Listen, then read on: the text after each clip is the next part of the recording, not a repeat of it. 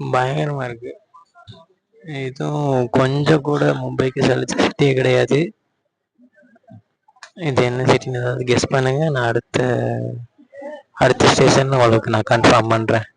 சும்மா சொன்னேன், நான் சொல்ல மாட்டேன், நீங்களே தான் கண்டுபிடிக்கணும் என்ன சிட்டின்னு.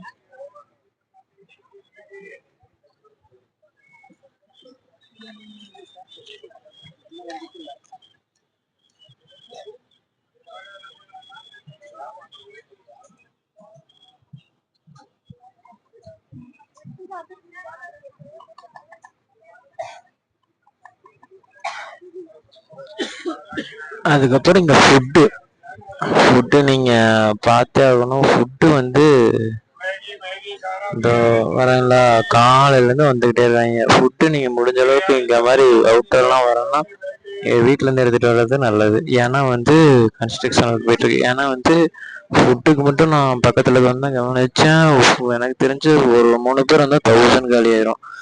அண்டா பிரியாணி, அந்த பிரியாணி, இந்த பிரியாணி, தண்டபாணி, எல்லாம் அது என்ன பப்ஸு, சமோசா, வடை, என்னென்ன இருக்கோ எல்லாத்தையும் வித்துடுறாங்க. ஒரு 3 பேர் வந்தாலே 1000 ரூபா காலி ஆயிரும். அந்த அளவுக்கு வந்து இது காஸ்ட்லி. அதனால எங்கன்ட்டு இல்லை, எங்கே நீங்கள் வெளியே போனாலும் ட்ரெயினில் போகிற மாதிரி தான் நீங்கள் ஃபுட்டு.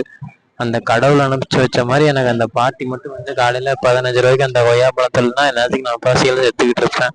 எனக்கு பசி தாங்கினகாரி எனக்கு அந்த கொய்யாப்பழமே போதுமானதாக இருக்குது. இப்போ உங்களுக்கு தெரியுதா வியூ ஜம்முன்னு பெங்களூர் தான். ஐயோ சொல்லிட்டேனே. நைட்டு உங்களுக்கே தெரிஞ்சிருக்கும், அந்த போர்டு பார்த்துருப்பீங்கன்னு நினைக்கிறேன். அது போல் லைஃப்பில் வந்து நிறைய நான்லாம் வந்து எப்படின்னா ஒரு தப்பான முடிவை கரெக்டாக எடுப்பேன். அதெல்லாம் வந்து எனக்கு வந்து கைவந்த கலை. இது போனால் இது விளங்காது, இது நடக்காதுன்னு எனக்கு தெரியும். நான் அதை தான் நான் பண்ணுவேன்.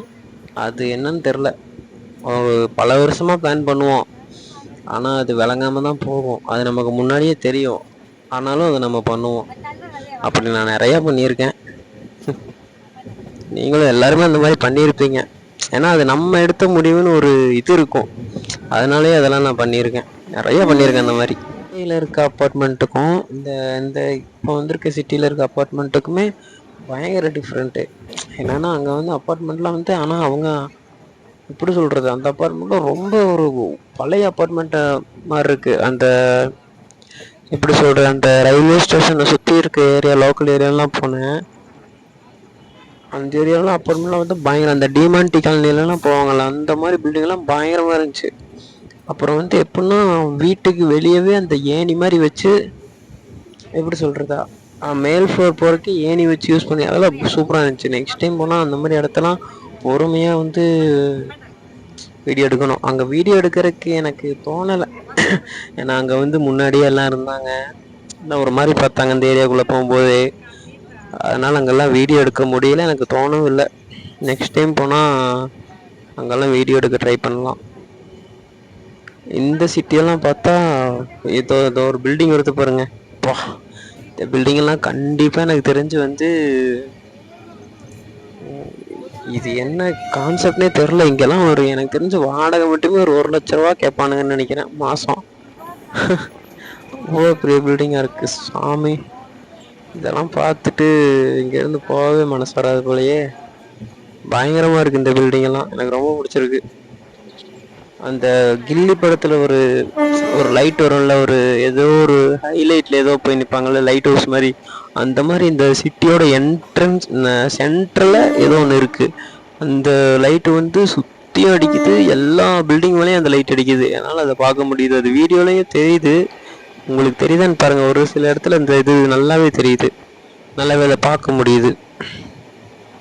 பயங்கரமாக இருக்குது அந்த ட்ரெயின் சவுண்டுக்கும் இந்த மாதிரி. அதை நைட் டைமில் அப்படியே நம்ம இதே அந்த சிட்டியை பார்த்துட்டு போகிறதுக்கு வியூ பங்கமாக இருக்குது, வேறு லெவலு.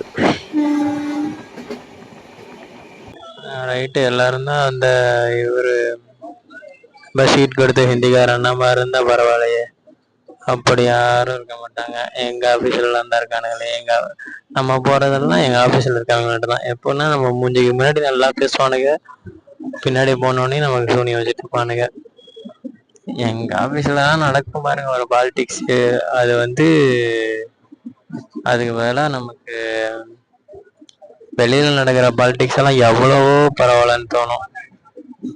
அந்த அளவுக்கு நடக்கும் எங்கள் ஆஃபீஸ்லலாம் பாலிடிக்ஸ் மனசாட்சியெல்லாம் பண்ணுவானுங்க. ஒரு பயங்கரமான ஒரு வியூ அதுதான் உங்களுக்கு காட்டலான்னு சொல்லிட்டு ஆன் பண்ணியிருக்கேன். நல்லா இருக்குல்ல? இந்த மாதிரி ஒரு இடத்துல உங்களுக்கு பிடிச்ச ஃப்ரெண்டோ உங்கள் லவ்வரோ யாரோ ஒருத்தர் கூட தனியாக இந்த ட்ரெயினில் நீங்கள் மட்டும் இருந்து அப்படியே உட்காந்து பேசிட்டோ ஏதாவது சாப்பிட்டோ உனக்கு பிடிச்சது ஏதாவது பண்ணிட்டோ நீங்கள் இருக்கும்போது உங்களுக்கு எப்படி ஃபீல் பண்ணுவீங்க?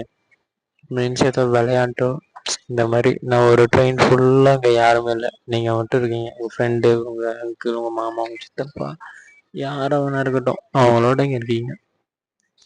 பிடிச்சது எத்த வேணா சாப்பிட்டு அப்படி அவங்களோட பேசிகிட்டு இருக்க மாதிரி இந்த மாதிரி ஒரு ஸ்பாட் உங்களுக்கு ஒரு நாள் இருக்குன்னா நீங்கள் யாரோடன்னு இருப்பீங்க? யாரோட இருப்பீங்க? அந்த மாதிரி என்ன சொல்லுங்க. சிட்டியில் இருந்துட்டு இந்த மாதிரி ஒரு ஹைடெக்கான சிட்டியில் இருந்துட்டு வில்லேஜில் இருக்கும்போது கண்டிப்பாக அவனால் இருக்கவே முடியாது. ஏன்னா எல்லாமே இருக்கும். இந்த மாதிரி ஒரு சிட்டியில் கிடைக்காத விஷயமே இல்லை. என்னை பொறுத்த வரைக்கும் சிட்டி தான் பெஸ்ட்டு. அப்படி சொல்லலை. இந்த மாதிரி ஒரு சிட்டியில் இருந்துட்டு சின்ன வயசுலேருந்து இருந்துட்டு அவனுக்கு டக்குன்னு ஒரு வில்லேஜில் விட்டு வச்சுன்னா அவனுக்கு பைத்தியமே பிடிச்சிரும் எனக்கு தெரிஞ்சு.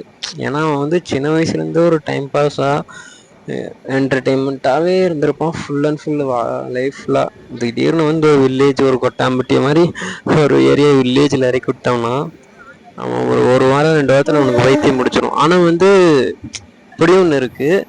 இன்னும் ஒரு வில்லேஜ் கேரளா மாதிரி ஒரு வில்லேஜில் இருந்த ஒருத்தங்களை இந்த மாதிரி ஒரு ஹைடெக்கான சிட்டியில் விட்டோம்னா அவங்க ஒரு 2 நாளில் பைத்தியம் முடிச்சு ஓடிடுவாங்க. அந்த மாதிரி ரெண்டும் ஒன்றுக்கு ஒன்று சலிச்சது இல்லை. இந்த மாதிரி ஒரு சிட்டியையும் நம்ம குறை சொல்லிட முடியாது, பிடிக்கலன்னு சொல்லிட முடியாது. கேரளா மாதிரி இன்னும் நிறைய வில்லேஜ் இருக்குது, அதையும் நம்ம ஒரு குறை சொல்லிட முடியாது, பிடிக்கலன்னு டக்குன்னு சொல்லிடவே முடியாது. அங்கங்கே இருந்து அவங்கவுங்க வளர்ந்தவங்களுக்கு தான் தெரியும். அந்த மாதிரி சொல்லும்போது எனக்கு நான் எனக்கு இந்த மாதிரி சிட்டி தான் எனக்கு பிடிக்கும். ரொம்ப வில்லேஜும் பிடிக்கும், ஆனால் சிட்டி தான் பெஸ்ட் எனக்கு பொறுத்த வரைக்கும். லாஸ்ட்டாக நான் ஒன்று மட்டும் சொல்லிட்டு முடிச்சிடுறேன். இல்லை ஒன்றே மட்டும் சொல்லிக்கிறேன். மும்பையில் நான் இருந்தப்போ எப்படின்னா நான் ஒரு 3 நாள் 5 நாள் இருந்ததை வச்சு சொல்கிறேன். என்னன்னா அங்கே மேக்சிமம் எல்லாத்துக்குமே ஹிந்தி மராட்டி ரெண்டுமே தெரியுது அரைகுறையா மீன்ஸ் ஹிந்தி கொஞ்சம் அரைகுறையா தெரியுது, மராட்டி நல்லாவே தெரியுது. இங்கிலீஷில் அவங்களுக்கு பேசின ஒரு விஷயத்த புரிய வைக்கவே முடியலை. இப்படி இருக்க அவங்களுக்கு இப்போ எங்காவது வெளியிலேயோ வேலை கிடைச்சி எங்காவது ஃபாரினோ போகிறாங்கன்னா அவங்களுக்கு தேவை மெயினாக இங்கிலீஷ் தான். இப்போ நம்மளை 3 லாங்குவேஜ் படிக்க சொல்கிற மாதிரி அவங்கள அந்த இங்கிலீஷில் ஸ்ட்ராங்காக சொன்னாலே போதும். இப்போ நம்மளுமே வெளியே போய் படிக்கிறோம்னா நம்ம இங்கிலீஷ் தான் படிக்கணும், நம்மளும் இங்கிலீஷில் ஸ்ட்ராங்கானா போதும். இது எதுக்கு நம்மளை போட்டு 3 லாங்குவேஜ் படிக்க சொல்கிறாங்கன்னே தெரியல. எல்லாருமே அவங்க நேட்டிவ் லாங்குவேஜ் படிச்சுட்டு இங்கிலீஷில் ஸ்ட்ராங் ஆகணும். ஏன்னா அங்கே ஒரு சாதாரணமாக காலேஜில் ஒரு சாதாரணமாக இருக்க நம்ம ஏஜ் பசங்கக்கிட்ட கேட்கும்போது கூட இங்கிலீஷில் அவங்களுக்கு ஒன்றுமே தெரிய மாட்டேது, திணறாங்க. அது எதனாலன்னு எனக்கு தெரியல. அதான் அந்த நாலேஜ் சொல்லிக் கொடுக்குற அங்கேயும் சரி இங்கேயும் சரி சொல்லிக் கொடுக்குற இங்கிலீஷை கொஞ்சம் நல்லா சொல்லிக் கொடுத்தா இன்னும் கொஞ்சமே பெட்டராக இருக்கும், கொஞ்சம் நல்லாவும் இருக்கும். ஆமாம், இதான் நான் பேசணும்னு நினச்சேன் ஃப்ரீயாகவே. அதுக்கப்புறம் நான் கூட இங்கே ட்ரெயினில் இந்த வீடியோ ஆல்ரெடி பேசிட்டேன். இதை இந்த வீடியோ எடிட் ஆகிருக்கா இல்லை சேவ் ஆகிருக்கா என்னன்னு தெரியாமல் மறுபடியும் டவுட்டில் மறுபடியும் பேசிகிட்டு இருக்கேன். அப்புறம் ட்ரெயினில் கூட எனக்கு இப்போ ஒரு பிரச்சனை வந்துச்சு. ஒருத்தன் குட்காவோ இதை வித்துட்டு இருந்தார். நான் நார்மலாக எப்பயும் போட விளாக் எடுக்கலான்னு சொல்லி எடுத்துகிட்டு இருந்தேன். ஆனால் அந்த விளாகில் அவர் என்ன சொல்கிறாருன்னா எடுக்காதுன்னு சொல்லிட்டு ரொம்ப பயந்துட்டாரு. எனக்கு என்னன்னு திட்டுறாரு. நான் சொல்கிறேன் இல்லை பையா உங்களை எடுக்கலை, விளாக் எடுக்கலை, நான் வேற தான் எடுத்துகிட்டு இருக்கேன் அப்படின்னு சொல்கிறேன். அவருக்கு புரிய மாட்டேது. நான் உங்களை எடுக்கல விளாக் எடுக்கலன்னு அந்த சிம்பிளோட இங்கிலீஷ் கூட உங்களுக்கு புரியவே மாட்டேது. அங்கே இருக்க யாருக்குமே புரியல. நான் சொல்ல பையா I don't take video for you, உங்களை எடுக்கல அப்படின்னு நான் சொல்றேன். அதுவே அவங்களுக்கு புரிய வைக்க முடியல. அந்த அளவுக்கு அவங்களுக்கு ரொம்ப ஒரு இங்கிலீஷ் ஒண்ணுமே தெரியாம இருந்துச்சு. அதெல்லாம் பார்க்கும்போது தான் நம்மள 3 லாங்குவேஜ் படிக்கிறத விட ஒரு லாங்குவேஜ் அந்த அவங்க இங்கிலீஷ் நல்லா சொல்லி கொடுத்தா நம்மளுக்காக சொல்ல அவங்களுக்கு நல்லா இருக்குமே அப்படிங்கிறதுக்காக சொல்றேன். சரி, ஓகே. எனக்கு ஒரே ஒரு கேள்வி, இந்த வீடெல்லாம் உங்களுக்கு தெரியுதா? இது வந்து நான் திரு கோயம்புத்தூர், மும்பை, இது வந்து பெங்களூர்ல எல்லா பக்கமே நான் இந்த இதை நோட் பண்ணிட்டேன். ஒரு பெரிய சிட்டி இருக்கும், ஒரு மெட்ரோ சிட்டி இருக்கும். இது வந்து பெங்களூர், அங்கே பாருங்க எவ்வளோ பெரிய மெட்ரோ சிட்டி. ஆனால் அதுக்கு ஆப்போசிட்டே அந்த வீடெல்லாம் அவங்க எவ்வளவோ தூரம் போயிட்டாங்க. ஆனால் இவங்க மட்டும் அதே நிலைமையில இருக்காங்க. இதுக்கு என்ன காரணம்னு சத்தியமா போடலாம். ஆனா எல்லா ஊர்லயும் இது வந்து ஒரு காமனாவே இருக்கு. பக்கத்துல இருக்கவன் ஹைடெக்கா எவ்வளவோ மாறிட்டு போறான். ஆனா அதுக்கு இவங்க வாழ்வாதாரமே உயராமே இருக்கு. இதுக்கு என்ன காரணம்?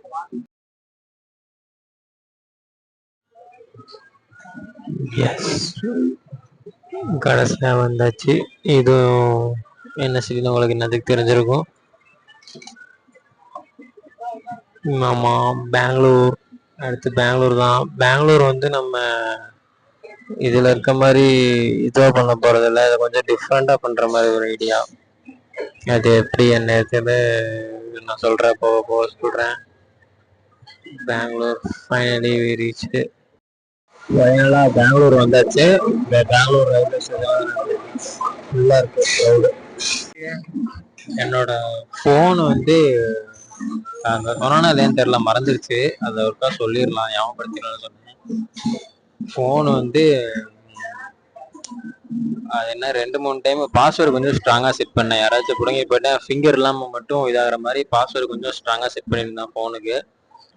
அப்புறம் வந்து அது அந்த ஹிந்திக்காரங்க கூட வந்து மொபைல பேசிட்டு இருக்கும்போது 4-5 டைம் கைப்பட்டு அது வந்து லாக் ஆயிருச்சு. இப்போ 42 ஹவர்ஸ் கழிச்சுதான் அது ஆன் ஆகும். இப்போ எடுக்கிற வீடியோலாம் இது வந்து சேவ் ஆகுது என்னன்னு தெரியல. எமர்ஜென்சியில் இப்படி மேலே ஸ்வைப் பண்ணா வீடியோ இருக்கும்ல, அதில் தான் எடுத்துட்டு இருக்கேன். கிட்டத்தட்ட ஒரு நேற்று நைட்லேருந்தே அப்படிதான் எடுத்துட்டு இருக்கேன்.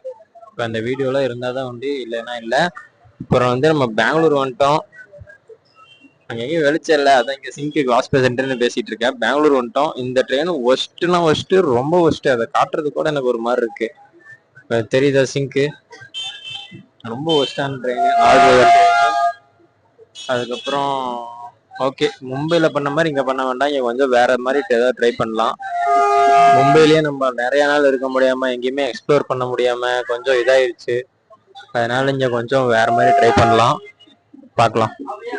அடுத்து மும்பை தான். மும்பையில் பண்ண மாதிரி பண்ணாம இங்க கொஞ்சம் வேற மாதிரி வேற ஏதாவது ட்ரை பண்ணி பார்ப்போம். ஓகே ஓகே, லாஸ்டா ஒன்று சொல்லி இதோட முடிச்சுக்கலாம் இந்த வீடியோவை. என்னன்னா வந்து ஃபர்ஸ்ட் டைம் இந்த வீடியோ இப்படி கேமரா பிடிக்கும்போது எனக்கு உள்ள ஒரு பயம் இருந்துச்சு.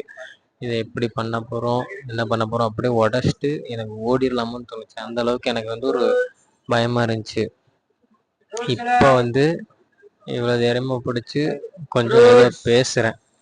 அந்த அளவுக்கு இப்போ வந்து ஒரு இது கிடச்சிருக்கு. எப்படி பேசணுங்கிறது எனக்கு தெரிஞ்சிருக்கு. நான் நினச்சேன் ஃபஸ்ட்டு வீடியோ போட்டோன்னே 10 மில்லியனு, செகண்ட் வீடியோ போட்டோன்னையும் 20 மில்லியன், தேர்ட் வீடியோ போட்டோன்னே மூவிஸு, நான் அந்த லெவலில் நினச்சிட்டேன். ஆனால் சாதிக்க பிறந்த இந்த சக்கரவண்டின்னு சொல்கிற மாதிரி நான் சொல்லிட்டு இருந்தேன்.